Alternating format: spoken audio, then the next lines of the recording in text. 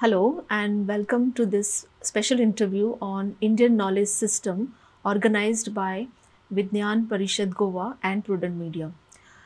Indian Knowledge System is an innovative cell under the Ministry of Education established to promote interdisciplinary research and to disseminate Indian ancient knowledge for societal applications and to propagate the rich cultural heritage and traditional knowledge to the society.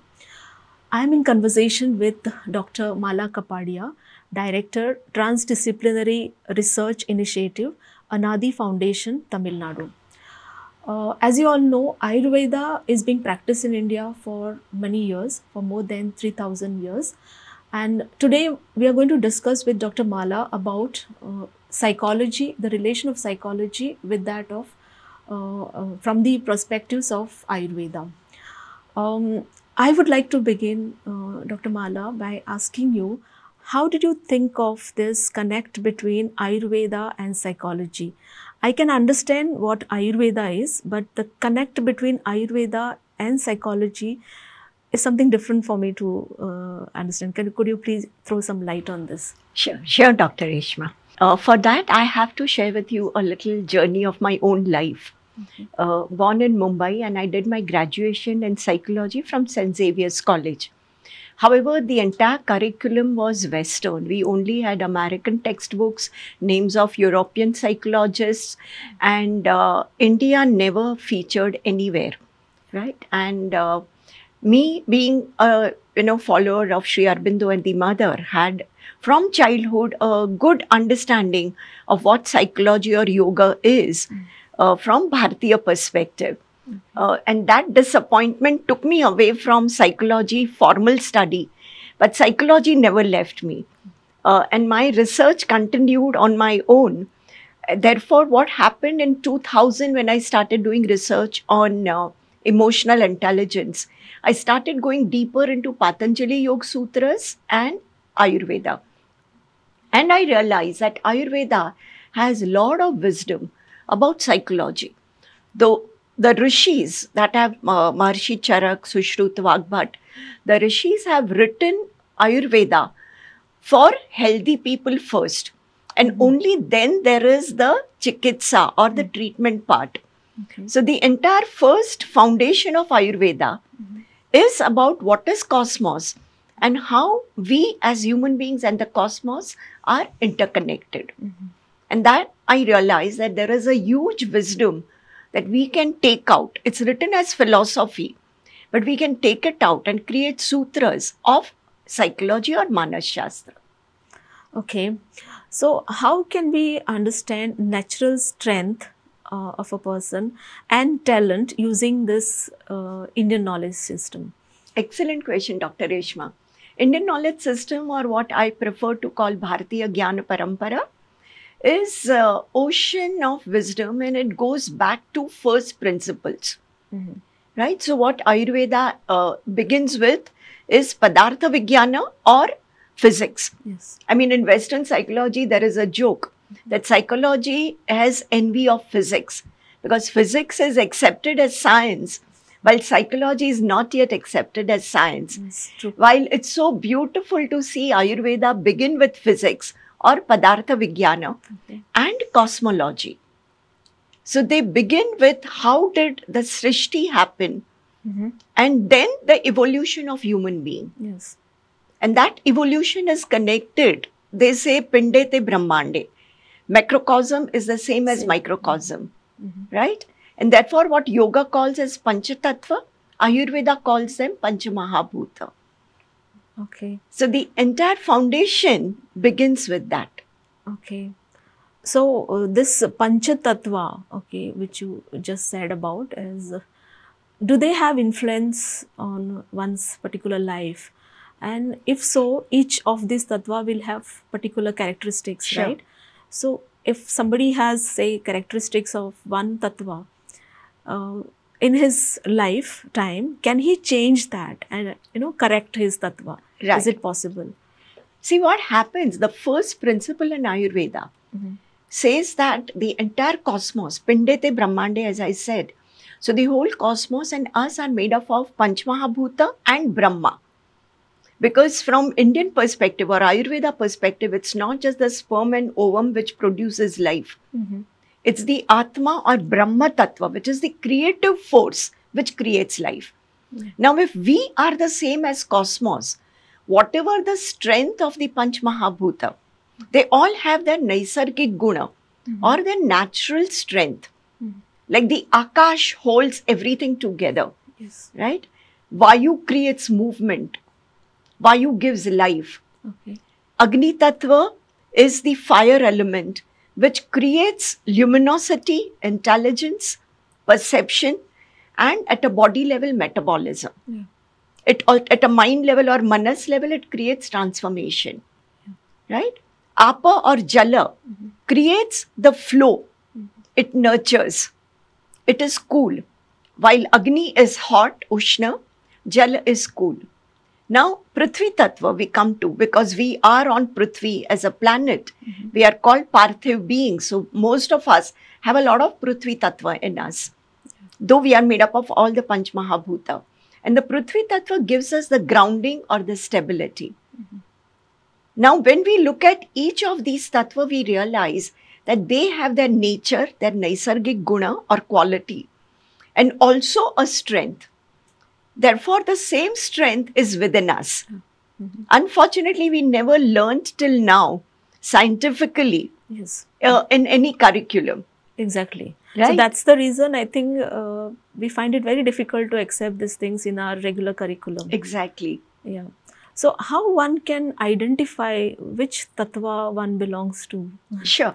There are assessments available in Ayurveda. Of course, a Nadi Vaidya can just look at your Nadi and tell you which tattva. Because in Ayurveda, when you go to Chikitsa path, then the Mahabhuta combine together and become a Tridosha. Okay. But what I've realized is Tridosha is more for treatment or Chikitsa.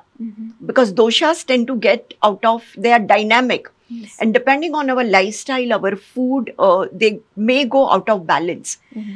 Therefore, we need to keep them constantly in balance.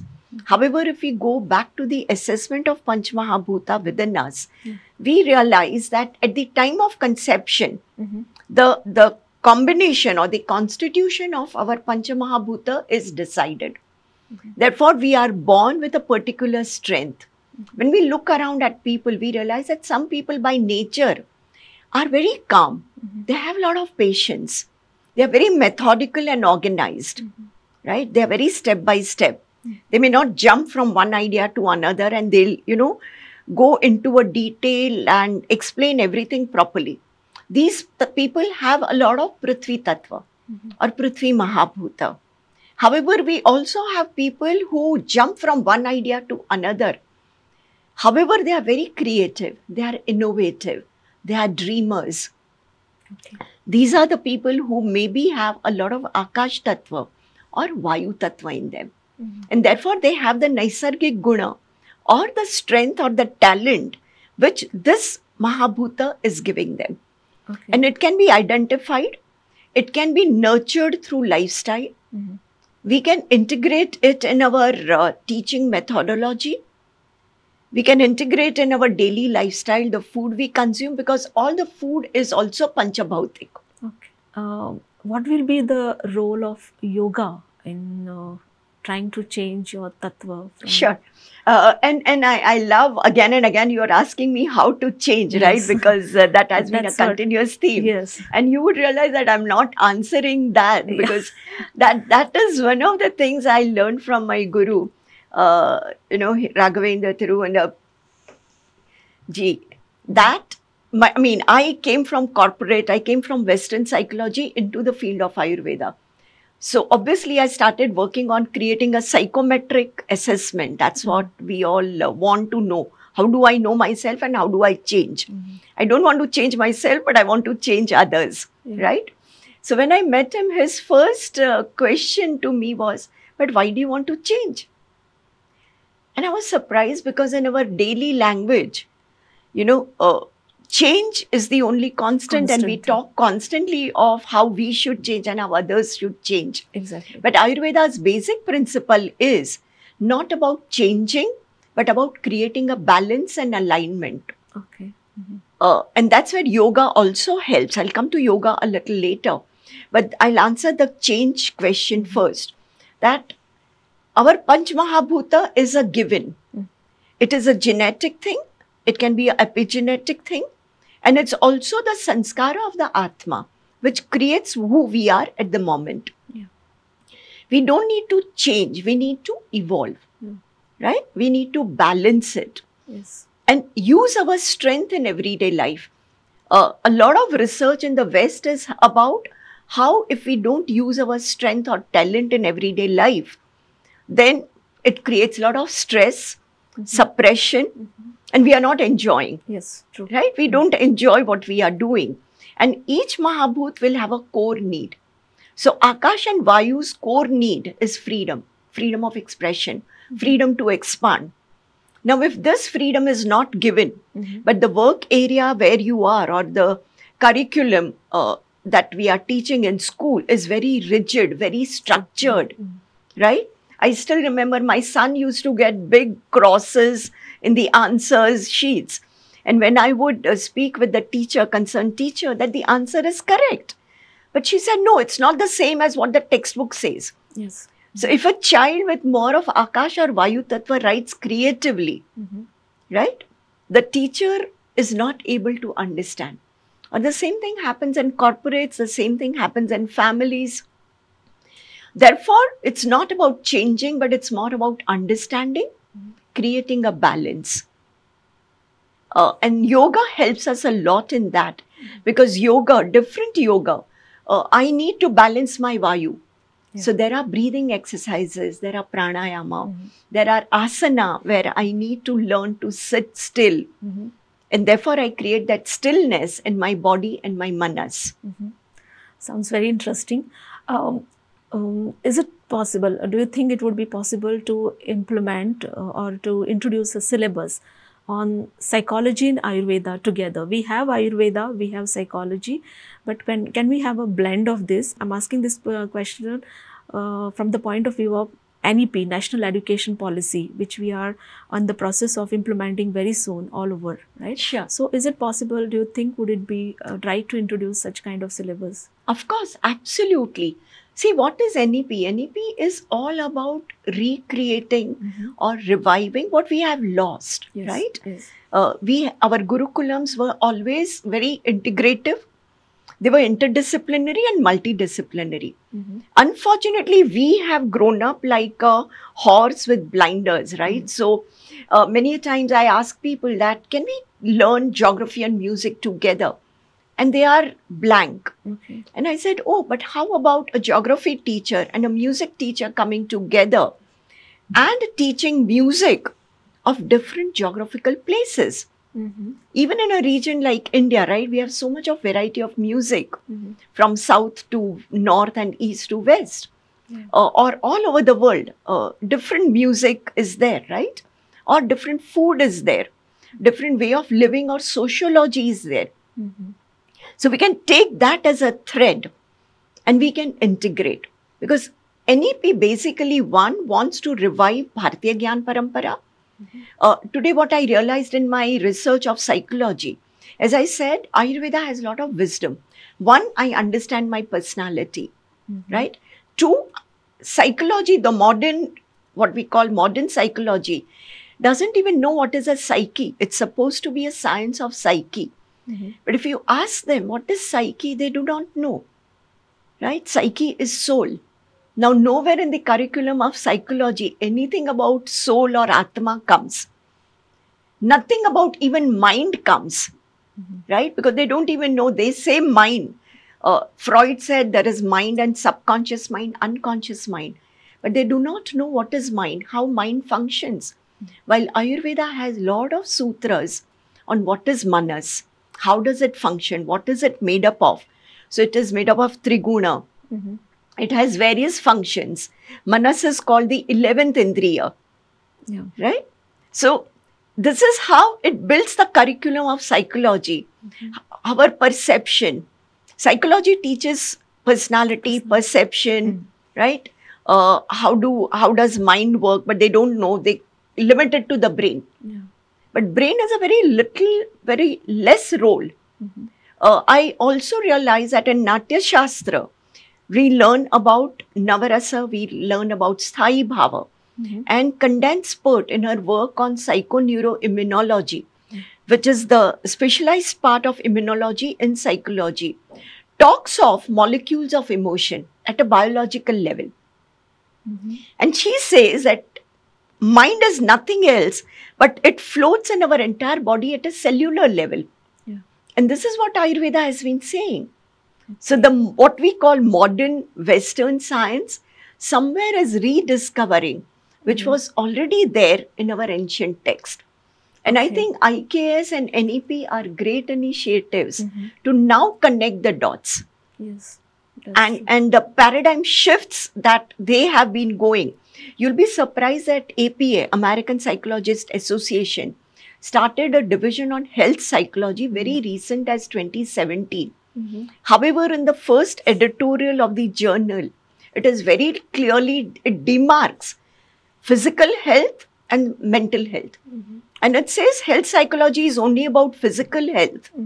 We don't want to include mental health. The problem is they have not yet discovered how body and mind are interconnected. And which is something Ayurveda and yoga beautifully integrate, that they are not two separate entities. Yoga talks of Panchakosha. Ayurveda talks of Sharira, Manasa, Indriya and Atma. And if we are able to integrate this and create frameworks, I think that is important to create curriculum. Okay, yeah. Can you throw some light on your project that I read about is Hitayu Sukhayu? Could you just tell us about that project? Sure, Dr. Reshma. When I started my study in Ayurveda, and it's Ayu and Veda, right? Knowledge of Ayu. It's not a medical science, but it's more about philosophy of life and how do you live a very fulfilling life. Today, people say positive psychology, which is very popular world over. People talk about Martin Seligman as the father of positive psychology. However, I would say, and he has written a lot of work on flourishing, PERMA model, how do you live a well-being life and wellness. However, what I realize is that Ayurveda and yoga, of course, but Ayurveda can be the father or mother of flourishing or positive psychology. Why? Because 4 kinds of Ayus or lives are described in Ayurveda. Hita Ayu, which is beneficial life or auspicious life. Ahita Ayu, which means that it's not beneficial to you or the society. Sukha Ayu, today everyone wants to be happy. And there are a lot of happiness surveys which are happening. But we really don't know what happiness is. And Asukha or Dukha Ayu. So Ayurveda very clearly defines, and that is the beauty of Ayurveda, that it does not give any abstract philosophy, but it gives actual description of people. If they are leading a Hita Ayu or if they are leading a Sukha Ayu, what are the qualities in them and therefore the character and the virtue, or what is the outcome in their life. So the outcome is physical well-being, mental well-being, social well-being, spiritual well-being. All the modern jargons are already described in Ayurveda. Bhutan has done pioneering work almost 12 years ago about giving us a happiness survey. And it has become now, unfortunately, a fad. And I would say even a conspiracy to show India as unhappy. I mean, it's surprising to have Ukraine, which is going through a war, to be much higher in happiness index compared to India. And that's where I realized that we must come out with our own index. You know, the entire definitions of developed and developing countries or underdeveloped countries is based on GDP. Yes. And GDP is again supporting capitalism and consumerism. However, when we look at Bharata, we were more sustainable. We were guided by sustainable practices that were called dharma. Unfortunately, we translate dharma as religion. But Hita Ayu and Sukha Ayu give you exact characteristics And then the entire chapters of Ayurvedas are there. How to lead that life. How do, for example, I'll say one example. There is a word called Visheshena Yauvanavata. And many of the commentaries translate it as young. But it's not about being young. I mean, old people are not unhappy, right? They are also leading a very useful, purposeful life, meaningful life. Then I went a little deeper into understanding Sanskrit, and I realized that it describes being youthful. So maybe your biological age, people today talk of biological age and your real age. So maybe your biological age is 60, 60 plus, you are a senior citizen. However, how young are you at heart? Also, how young is your body? Because if you have followed the principles of Ayurveda, then your body will be young, you'll be youthful, you'll have a lot of energy and vitality, you'll be open to learning, and you'll be leading a very purposeful and a meaningful life. And therefore, happiness follows, Sukha Ayu follows Hita Ayu. And Sukha, again, the translation as happy is a very wrong translation. Su is auspicious in Sanskrit. And Kha is space. Now, Kha is Akash. We were talking of Panch Mahabhuta. Kha means Akash, the space.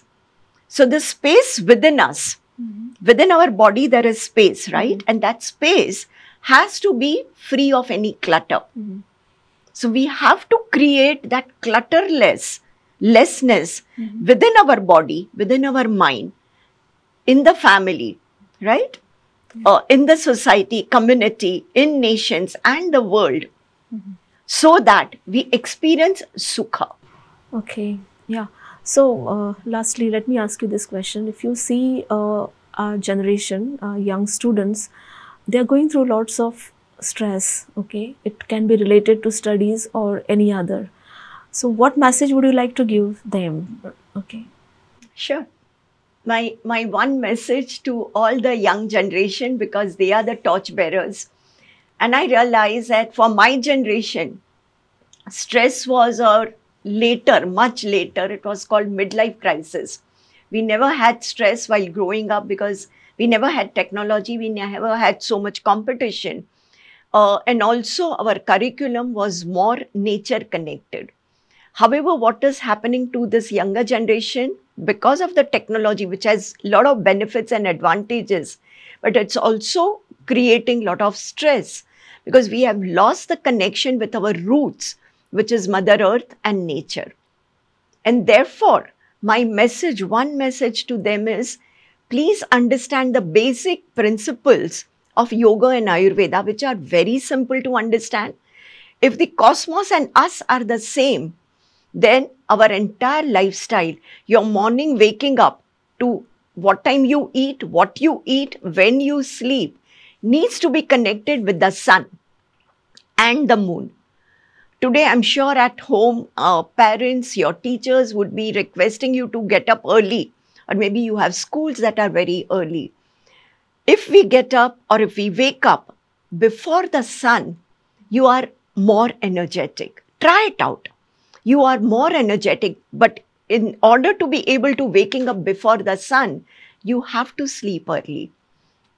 And today you would realize a lot of people are going through problems of sleep.